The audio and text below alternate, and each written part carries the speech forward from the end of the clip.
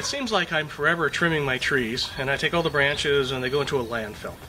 You know, I've long dreamed of being able to chip them up and use them as mulch in the yard. I never got around to buying a wood chipper because I don't like maintaining gasoline engines, and they can be quite expensive. But recently, I got a wild hair, and I went online, and I saw there's a whole line of electric ones you can buy. I decided to buy a Sunjo. These are good for small jobs. Why did I go with this brand? That's because I have several of their products, and I've always been happy, so, you know, why break a winning streak? So I've been using this for a couple weeks, and for the branches that it will chop up, it's done a great job. Whenever you're doing anything like this, you really need gloves on and safety glasses, because the branches you're going to hold, they're going to go like this on you. And if you don't have gloves on, you risk cutting yourself. Also, once in a blue moon, a branch might be a little old and it might shatter, so you really need to have these on. Now, how many amps you have is a measure of how powerful this thing is. Most of these, the Sunjos, are 14 amps. I saw that they had a newer one which was 1 amp, more powerful. I don't know if there's a big difference, but I figured I wanted to be able to do as much as I could. Now here's the hole where the branches go into, and I found that most anything that I can get in that hole, it'll chop up. Now this model has a clamp where you can store your paddle. The purpose of the paddle is to shove things down so you don't have to stick your fingers in there, which would be a bad idea. Now where the paddle's great, I do use it occasionally, this little clamp here is kind of garbage. It sometimes falls off. You know, what they really need is they really need to have, I don't know, like a hook that just kind of hangs right here. That would be best, because when you're putting the branches in, you're not really messing around here. And when you do want to use it, you know, you don't want to be bending over like that. And it falls off half the time. Here's the on-off switch. It's very simple. Some of the competitors have a forward and reverse, so I was kind of thinking that maybe I should go with somebody else's because of that. Since I bought it and I've used it a lot, it has not been an issue. I think in part because the blade spins like this.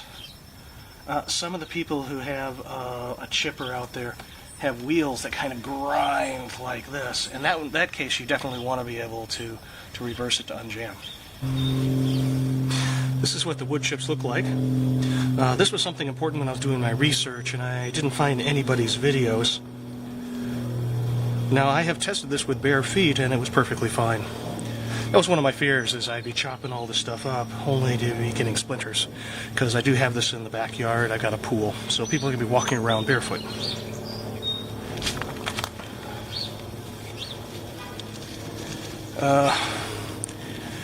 This is not made for slicing up leaves.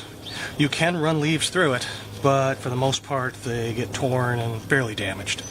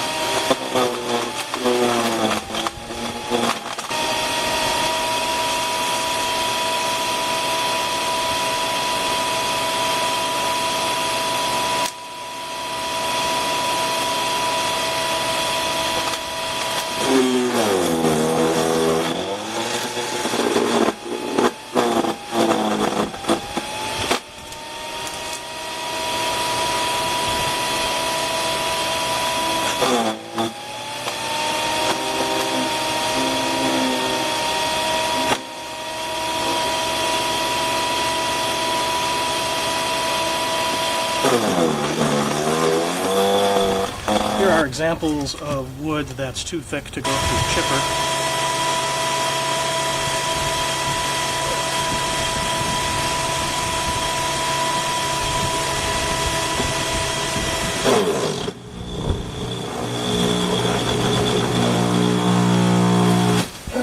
Okay, to fix a jam, unplug it, now unscrew it here.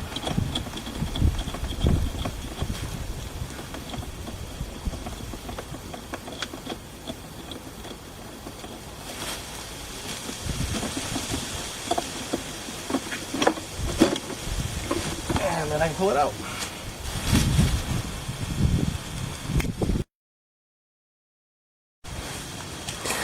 So here's the branch that jammed it. You can see how thick it is, but it's actually cut across this length here. If I had cut this off so it was smooth, it probably would not have jammed.